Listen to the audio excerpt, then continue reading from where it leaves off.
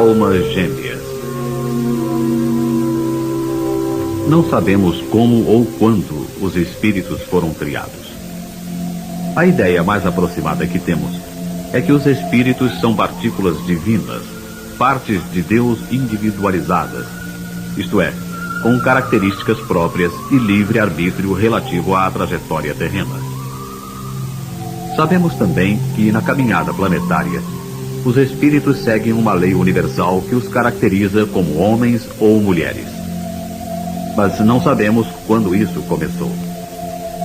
Supõe-se que em eras remotas, neste planeta, não existia senão um só tipo de ser humano, que reuniria em si as características de ambos os sexos, os andrógenos. Mais tarde, segundo as mitologias grega, a humanização dos deuses do Olimpo, e hebraica, Adão, que era adormece e Deus tira uma parte dele, uma costela, e cria Eva, teria ocorrido a separação em duas partes complementares, em obediência à lei da Terra, onde tudo é duplo, bipolar, positivo e negativo, branco e preto, e teríamos assim um espírito dividido em dois, formando o espírito de um homem e de uma mulher, cada um deles com seu livre arbítrio, às vezes seguindo caminhos diferentes, mas guardando a afinidade, a ligação de sua origem. Ambos percorreriam através dos milênios a descida involutiva e a subida evolutiva.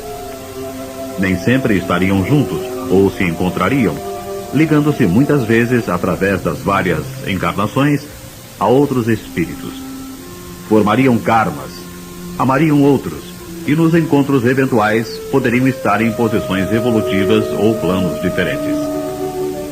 Esse homem e essa mulher, originários de um mesmo espírito, é o que denominamos almas gêmeas. Através de suas faixas kármicas na longa jornada evolutiva, em qualquer situação em que não estiverem juntos, haverá sempre uma imensa saudade que se reflete em cada um dos dois, tornando suas existências incompletas. Podem amar, ter tudo no plano material, mas fica uma sensação de insatisfação, de não estar completa a felicidade, que só se realiza quando as duas almas gêmeas se reencontram. E esse reencontro também só as realiza quando ambas estão livres de seus compromissos kármicos, como veremos mais adiante na história que tia Neiva nos contou. Não temos como penetrar a mente divina e perscrutar os misteriosos desígnios do Criador. Mas o mecanismo das almas gêmeas é poderoso incentivo ao retorno às origens, ao seio do que é completo, a garantia de que um dia os espíritos voltarão à divindade. E é muito linda a jornada das almas gêmeas. Como progridem em missões separadas, na maioria dos casos, uma se dedica ao auxílio da outra. Vivem no amor completo e incondicional. Quantas chegam ao último degrau de sua evolução na Terra, mas como sua outra metade ainda está a caminho, pedem a graça de poder voltar e ajudar sua alma gêmea. E é um grande sacrifício este, pois este planeta é excessivamente pesado em suas faixas vibratórias, e um espírito sofre muito em uma reencarnação dessas. Mas parte feliz, com esperança, com dedicação, porque é uma missão de amor.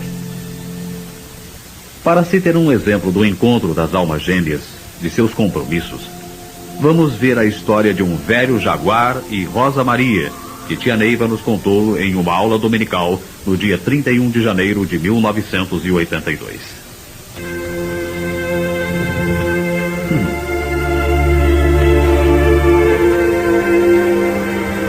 Meus filhos, salve Deus. Certa vez fui abordada por um espírito calmo, tranquilo, muito bacana mesmo. Desses que você pode ler em sua mente, ver em seu rosto toda a dignidade, as coisas boas que porta o homem sem frustração, honesto, sem essa maneira de querer enganar a alguém. Tive a certeza de que era um daqueles espíritos que, conforme a época que estou passando, a Manto, o Mahan ou mesmo o Pai Seta Branca me envia para transmitir uma história, uma mensagem. Aquele espírito foi chegando e começou a falar tranquilamente sobre sua vida. Tia Neiva, Eu sou aquele do sonho. Aquele sonho, tia. Lembrei-me então de que já o encontrara antes e me contara muita coisa. Eu perguntei. Graças a Deus. Tem mais alguma coisa boa para dar continuidade? Sim, tia, tenho. Tenho o princípio da história, da minha vida. Eu vou lhe contar. Eu era um homem perverso, um verdadeiro tirano. Sou um jaguar, tia. Vivi nas planícies e estive por todas as partes da terra. Só aprendi tirania, violência. Não conhecia o amor. Um dia reencarnei no Império, como senhor de engenho. Sorri então, meus filhos, lembrando-me de vocês. Esses seus rostos, cada um revelando um jaguar, senhor de escravos, senhor de engenho. E o nosso amigo continuou. Fui senhor de escravos, tia Neira, mas era muito direito em meus negócios e procurava aplicar a justiça a meu modo. Fui muito querido pelo imperador, chegando mesmo a merecer plena confiança dele. Constantemente estava no palácio. E então citou diversos nomes de políticos, senadores, homens importantes naquela época, com os quais tinha estreitos laços de amizade. Eu era um homem tão temido, tia, que quando chegava em minha fazenda, uma das melhores da região, com uma bela mansão, os escravos ficavam temerosos de mim. Faziam tudo com medo da punição que era certa se não agissem conforme minha vontade. Minha família era a mais bonita que havia. Minha esposa era linda e meus 2 filhos, um casal, eram verdadeiros príncipes. Enfim, tia Neiva, parecia que eu não tinha mais nada para desejar na vida. Bastava que eu falasse uma coisa qualquer e todos corriam para me atender. Eu fui esse homem, tia Neiva. Tinha tudo. Mas a verdade é que não senti amor por nada. Esse é o grande mal, comentei. Quando não temos amor no coração, filho, a vida se torna seca, difícil. Tia, eu era honesto com minha família, com minha mulher, com os meus negócios, mas sentia no íntimo que alguma coisa me faltava. Um dia, e aí ele parou de falar e em seu olhar havia um brilho diferente quando continuou com meiguice. Um dia, tia, a senhora vive falando sobre as almas gêmeas, não é verdade? Pois um dia eu esbarrei com minha alma gêmea. Interessante, tia Neiva, que nunca notara a presença daquela escrava. Era uma jovem bem clara, e naquele dia, quando eu me dirigi ao portão da casa, ela vinha com uma cesta de verduras e não me viu. Deu um encontrão em mim e as verduras se espalharam pelo chão. Ela ficou em pânico. Abaixou-se para catar as verduras, chorando e me implorando que não a castigasse. Queria até mesmo beijar meus pés na sua aflição e humildade. Fiquei reparando nela e alguma coisa despertou o meu íntimo. Senti que ela era diferente. Senti meu coração se encher de alegria com a presença dela. Então peguei sua mão e a ergui, eu mesmo me abaixando e catando as verduras para recolocá-las na cesta. Ela, paralisada pelo medo, me olhava com seus lindos olhos marejados de lágrimas. Balbuciava desculpas e pedia que eu não a castigasse. Acabei de encher a cesta e me levantei, encarando aquela linda moça. Trocamos um longo olhar e acho que consegui transmitir a ela o que eu sentia, de tal forma que ela pareceu se tranquilizar-se, acabando por dar um tímido sorriso. Eu é que me desculpei por minha falta de atenção e fiquei parado vendo aquela figurinha tão querida sumir entre as plantas do jardim levando sua cesta. Desse momento em diante, meus filhos, aquele jaguar se transformou. Aquele encontro com sua alma gêmea, de que ambos não tinham consciência por estarem encarnados, despertou no coração dele o amor. E o amor transforma as pessoas. Enquanto caminhava para casa, ia pensando no que havia ocorrido. Sentiu o profundo desprezo pela fama que tinha ao lembrar a aflição de sua querida, o medo de ser castigada por algo tão banal. Aquela maneira humilde de pedir desculpas, aquele olhar. Sim, ele decidiu que dali para frente não mais seria aquele tirano. Em casa, à noite, não conseguia dormir. Os dias se seguiram e ele ficou isolado, sem falar com ninguém, mal comendo, com o pensamento naquela escrava adorada, cuja presença ele não havia percebido até aquele dia. Não entendia o que estava acontecendo.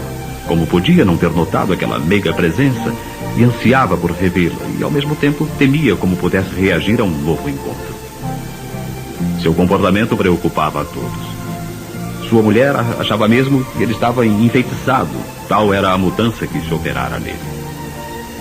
E um dia receberam a visita do imperador. A azáfama da recepção quebrou a rotina da fazenda, e até o jaguar saiu um pouco de seus pensamentos para receber o ilustre amigo.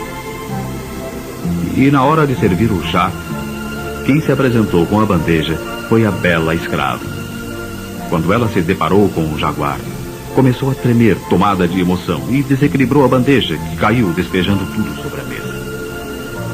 A sinhazinha, que havia com sua percepção sentido a reação dos dois ao se olharem, ficou furiosa e chamou o feitor para que tirasse dali imediatamente aquela escrava e lhe aplicasse terrível castigo. O imperador, que era muito galante e percebera a escrava encantadora, pediu que nada fizessem com ela. Era um acidente e pronto, já tinha passado. Não devia a moça ser castigada. Também o velho jaguar interferiu, dizendo ao feitor que não era preciso levá-lo. Essa reação mais raiva provocou na sinhazinha, tomada pelo ciúme, já deduzindo que aquela bela jovem tinha algo a ver com a modificação que se passara com o marido. Ordenou então ao feitor que a levasse. Logo que o feitor saiu com ela, empurrando-a com brutalidade, o jaguar foi atrás e mandou que ele a soltasse e que ela fosse para junto das outras escravas da senzala. Era a época dos nagôs, que trabalhavam muito com espíritos e faziam trabalhos que os outros diziam que eram feitiços. Por isso, a sinhazinha achou que finalmente descobrira a causa de tão brusca alteração do comportamento do marido. Ele fora enfeitiçado por aquela escrava. Começou então a perseguir a moça, e o jaguar, percebendo tudo, procurou solucionar a questão. Arrumou um amigo de confiança e pediu que ele fizesse uma compra forjada daquela escrava para que ela pudesse escapar da sinhazinha. E assim foi feito. Comprada a escrava, parecia que tudo voltaria ao normal na fazenda. O próprio jaguar insistira para que ela fosse vendida, dizendo que já não aguentava ver à sua frente aquela mulher que tanta vergonha os havia feito passar diante do imperador. Mas o que não sabiam é que o senhor da fazenda arranjara um sítio solitário e escondido, onde a bela escrava foi se ocultar. E uma vez ali instalada, longe das garras da sinhazinha, aquelas duas almas gêmeas puderam construir um pequeno mundo. Passaram a se encontrar, e sempre que possível o senhorzinho corria a ver a sua amada. O amor das almas gêmeas é uma coisa sublime, filhos, muito lindo, pois nunca pode se erguer sobre a ruína dos outros. Para a plena realização, torna-se necessário que ambos estejam livres de outros compromissos. Mas o senhorzinho tinha a família, então era preciso que acontecesse um verdadeiro milagre, como eles mesmos diziam, para que ele pudesse se libertar. A esposa, os filhos ainda pequenos, representavam uma verdadeira barreira para a plena vida daquele amor. O respeito da moça, que se chamava Rosa Maria, pelas responsabilidades do jaguar, mantinha a harmonia daquele romance, sem criar sofrimentos. O tempo passou. Os filhos do senhorzinho, já mais crescidos, foram estudar em Portugal. E naquele mundo de encantamento das duas almas gêmeas, teve início o último reajuste pelo qual deveriam passar para se libertarem totalmente. Lembrem-se, meus filhos, que só retomamos as origens quando nada mais nos resta a resgatar. Vejam o exemplo de Doraganda, que viu aquele cobrador a urrar de ódio e submeteu-se a um julgamento para libertá-lo desse ódio, a fim de que pudesse tranquilamente voltar à origem. Havia uma conta do passado, e para resgatar essa dívida, Rosa Maria concebeu um filho, que seria aquele espírito reencarnado para se reajustar com ambos. Mas o fato de ficar grávida envergonhou tanto a Rosa Maria perante o jaguar, que ela perdeu o encanto pela vida. Achava que aquilo era uma falta de respeito para com seu amado, gerando uma responsabilidade que ele não tinha condições de assumir. É que, encarnados, não se lembravam dos compromissos assumidos no espaço. Aquilo tudo havia sido tramado com eles no espaço sob os desígnios da lei de Deus, que lhes fornecia aquela oportunidade de resgatarem sua última dívida. Porque as almas gêmeas, elas só se realizam, filhos, quando nada mais devem, quando não têm mais qualquer obsessor e quando já atravessaram suas faixas kármicas positivas e negativas e podem, assim, retornar juntas às origens. O que é muito bonito, filhos, ver o trabalho das almas gêmeas. Uma ajudando a outra a se evoluir, a se libertar. Quantas já não precisavam mais retornar à Terra, mas como estão mais evoluídas que a sua alma gêmea, reencarnam e sofrem para ajudar aquela a subir o degrau. Sempre com muita dedicação, com amor. Realmente uma beleza, filhos. Mas sem consciência de suas tramas no espaço, Rosa Maria sofreu com a situação, até dar à luz a uma bela criança. Um menino clarinho, louro, com lindos olhos azuis. O nascimento do menino modificou a sintonia do casal. Rosa Maria passou a viver mais feliz e ambos se dedicavam com grande amor àquela criança. Aquele amor ia resgatando a dívida com aquele espírito. O menino crescia e o senhorzinho estava totalmente modificado. Pela realização de seu amor, pela sintonia com Rosa Maria, pelo tesouro que o menino representava em suas vidas, ele se transformara em um homem bondoso, amável, tão bom que todos que o conheceram antes se admiravam. Havia mandado embora de sua fazenda o malvado feitor, aquele homem feroz que castigava e surrava os escravos, e tudo era administrado com amor. Isso é que eu gosto de mostrar a vocês, meus filhos. O amor é uma força poderosa, bendita, que não deixa que se possa fazer mal aos outros, ferir alguém. Quando se ama, mas se ama realmente, a gente ama todo mundo. É, filhos, o mundo inteiro a gente ama. Não sei quantos de vocês já puderam sentir isso. Ter a oportunidade de viver um amor assim. Um amor de respeito. Um amor que a gente respeita, que a gente sente realmente estar muito acima dessas baixezas do espírito.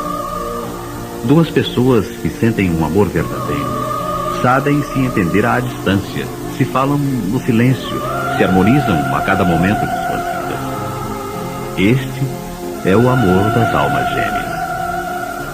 Muitos me falam que encontraram sua alma gêmea. Eu concordo, pois não quero causar tristeza. Mas o amor das almas gêmeas, meus filhos, transforma as pessoas. Elas ficam boas, não pensam em fazer mal à sua família, não pensam em fazer mal aos outros, não desrespeitam a família. A primeira coisa que fazem é passar a amar também os outros, principalmente os filhos, mesmo que sejam fruto de ligações com outras pessoas. Acho lindo o amor das almas gêmeas no espaço, meus filhos. Têm a mesma paixão, a mesma vida como temos aqui.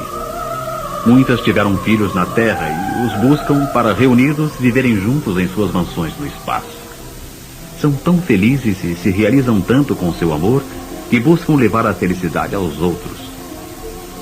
Com essa intenção, protegidos pela vibração desse amor tão puro, penetram naqueles pântanos sombrios, arrebatando das trevas muitos espíritos que por ali se debatem.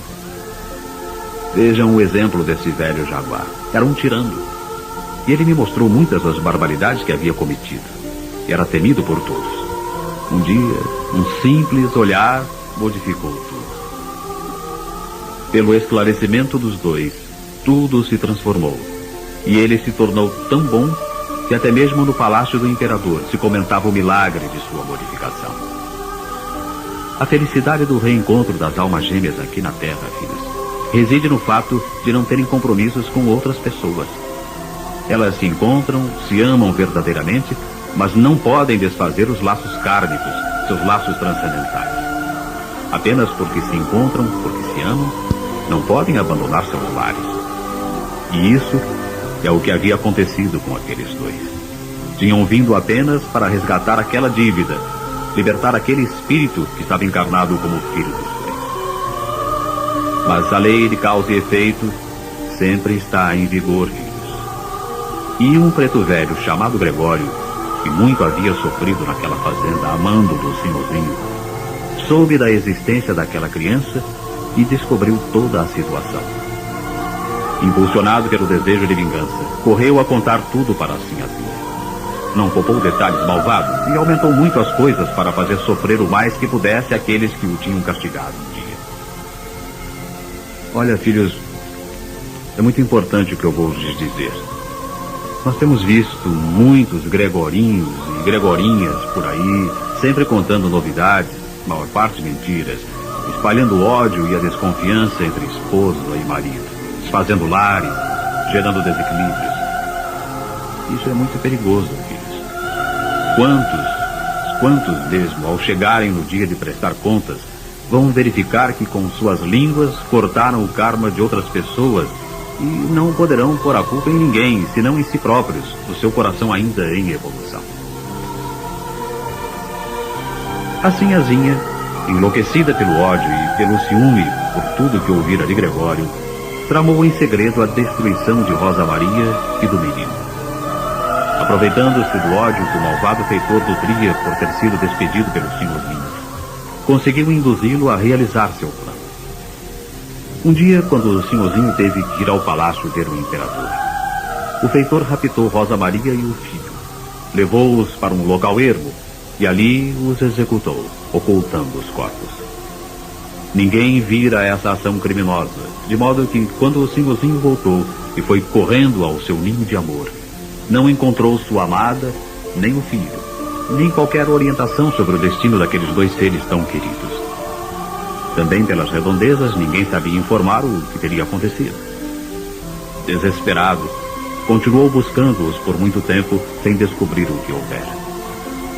Mesmo mergulhado na dor e na aflição, a bondade daquele jaguar superou suas forças. Continuou a ser bom e caridoso, e testado por Deus, que quis saber até onde ia sua paciência, superou todo o seu desespero e completou sua missão na terra com aquela força bendita que o amor lhe dera. Sua jornada ainda continuou por muitos anos. Na solidão, chorava a ausência de sua amada.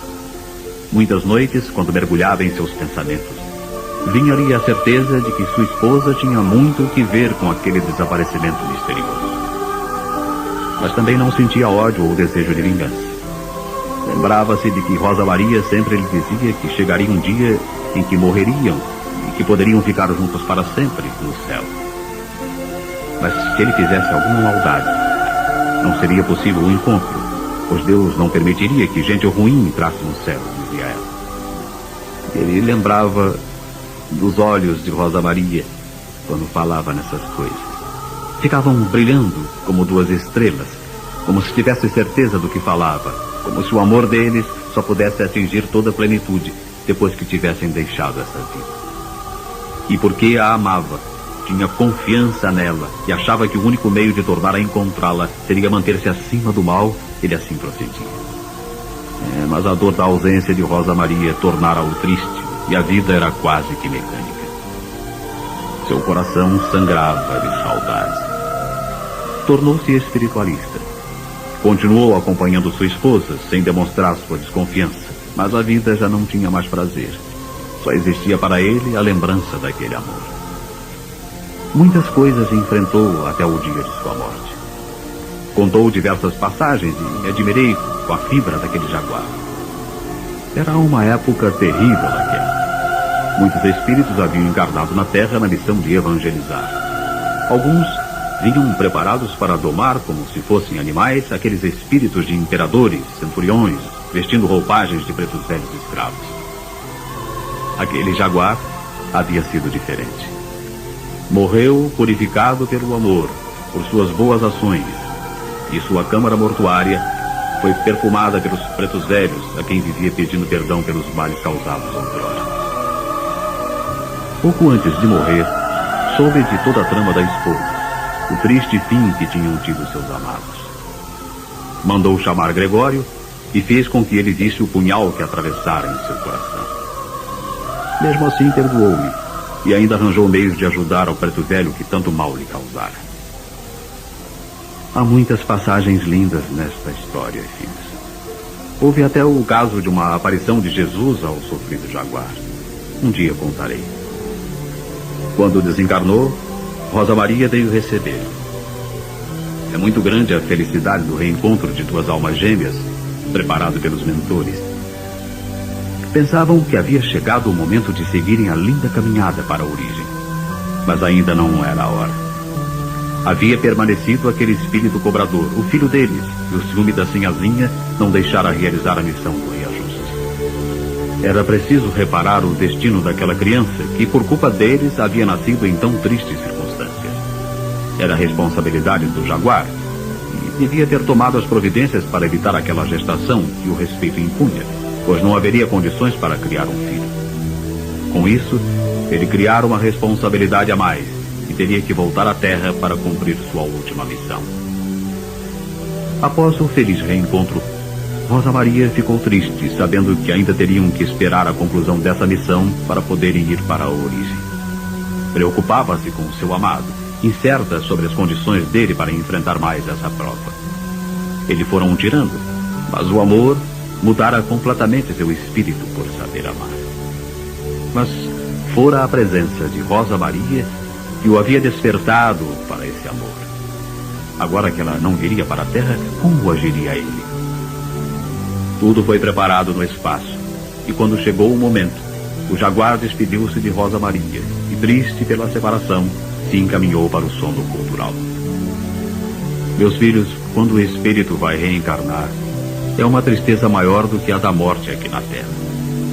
Ele vai partir para uma missão da qual tem consciência, sabe da responsabilidade e corajosamente se entrega ao sono cultural e vai apagar de sua consciência toda a memória transcendental, preparando-o para ser colocado no feto e nascer na terra. E o velho jaguar, o velho senhor de escravos, parte em busca do seu filho, o lindo menino louro de olhos azuis. Mas Deus não diz para você que será tudo bonitinho. Nem os mentores resolvem que será tudo fácil. Não é assim. Ele, por exemplo, iria voltar à Terra e desposar uma mulher que seria aquele mesmo espírito da sinhazinha, mau a ponto de mandar matar uma criança. E em meio a muitas provações e dificuldades, deveria salvar seu filho, espírito que até aquele instante não perdoara a ele nem a Rosa Maria.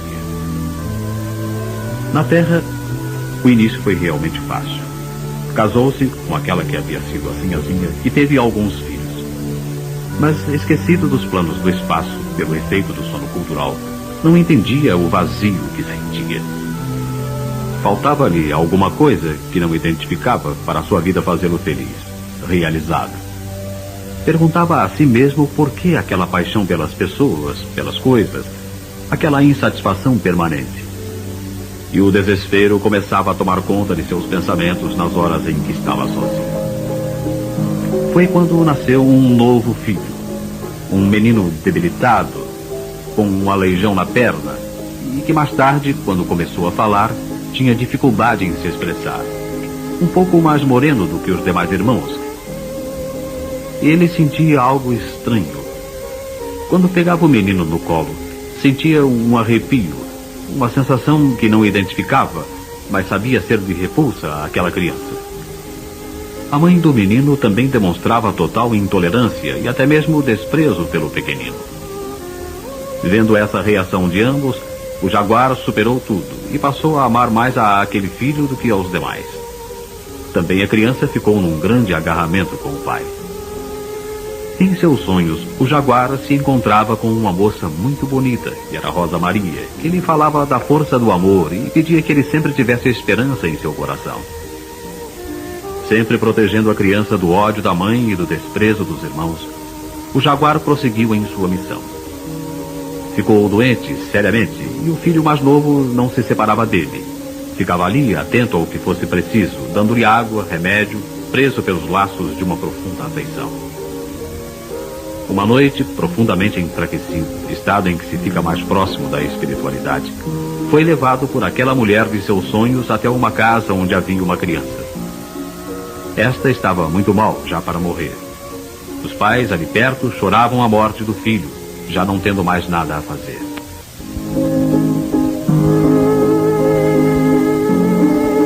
A criança, com os olhos fechados, parecia estar sofrendo muito. O espírito do jaguar ficou preso àquele quadro e se aproximou da criança, que, abrindo os olhos, percebeu a imagem do jaguar e exclamou: "Oh, papai!" Todos se alvoroçaram e o pai abraçou a criança, certo de sua melhora, pois ouviram o chamado. Mas o espírito do jaguar percebeu, emocionado, quem era a criança, quando vira aqueles olhinhos azuis, e sabia a quem ele chamara de pai. Sim, aquele era o seu filho, a quem buscava para resgatar suas dívidas do passado. Mas teve que retornar ao corpo, e sua memória apagou-se quase que totalmente. Ficou uma ligeira lembrança do menino, mas em sua fraqueza não sabia separar bem os fatos. Seu estado piorou e começou a delirar, falando de um menino louro, de olhos azuis, que era seu filho, que ele tinha que encontrar. Suas palavras não eram entendidas pela mulher e pelos filhos, que achavam ser tudo fruto de sua delicada situação de saúde. Finalmente, o mal começou a ser develado. Ele teve então a sua fase de recuperação povoada pela lembrança daquela criança. Irritado por não ser entendido pelos outros, criara em sua cabeça a necessidade urgente de encontrar aquele menino que ele sabia existir em algum lugar. Já recuperado, começou a andar pela cidade. Assim fazia um exercício e atendia à sua ânsia de descobrir a criança. Andava certa vez pela beira do cais, quando o choro de uma criança chegou até ele. Curioso, aproximou-se de uma pobre casa de onde parecia vir aquele choro convulso. Um vizinho estava por ali e ele perguntou o que fazia aquela criança chorar tanto. É uma triste história, disse o vizinho. O pai desse menino trabalhava naquele navio ali e saiu com a esposa para dar um passeio de barco. O barco virou e os dois morreram. Restou o filho que aí está com esses parentes. Mas desde então ele chora como se nada o pudesse fazer calar.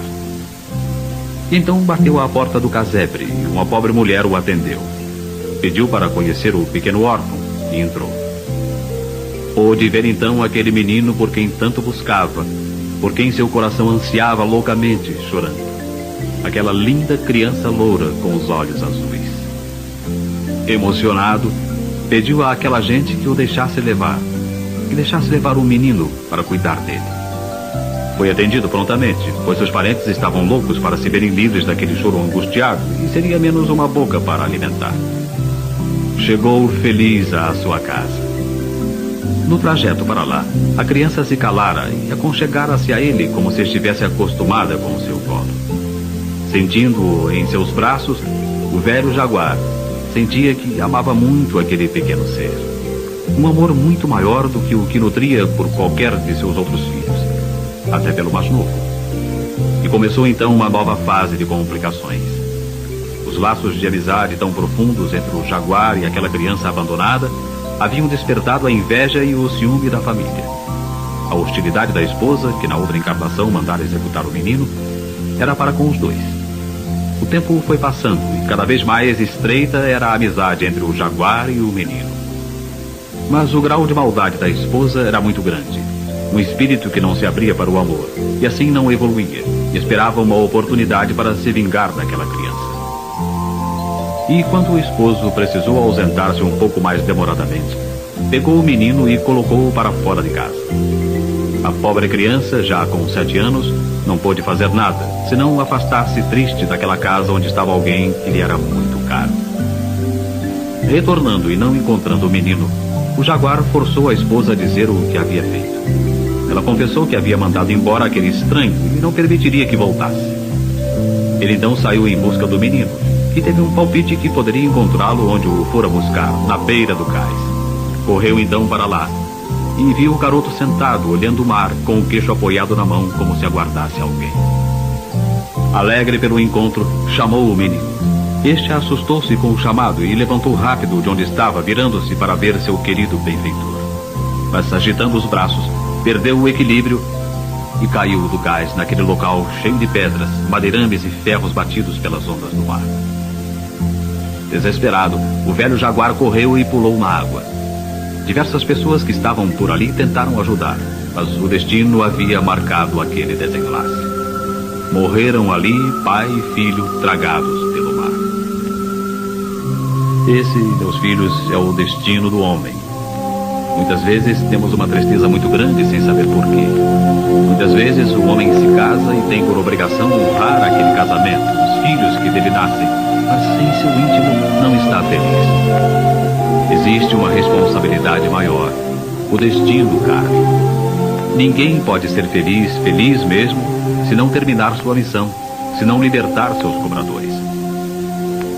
Imaginem que aquele filho mais novo, o moreno, do casal, era o espírito do preto velho Gregório, que apesar de seus defeitos físicos, amou muito aquele a quem tanto mal fizera e por ele foi amado.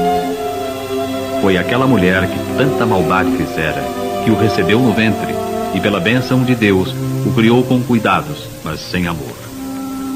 Mas Gregório conseguiu resgatar suas faltas pelo amor daquele a quem tanto fizera sofrer. E no desenlace da história, quando o homem e o menino desencarnaram no mar, seus espíritos se reencontraram com Rosa Maria e juntos, felizes, foram para sua origem.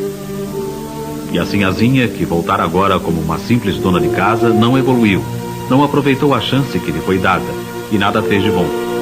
Então seu sofrimento será grande. Deverá voltar várias vezes para subir seus degraus na evolução.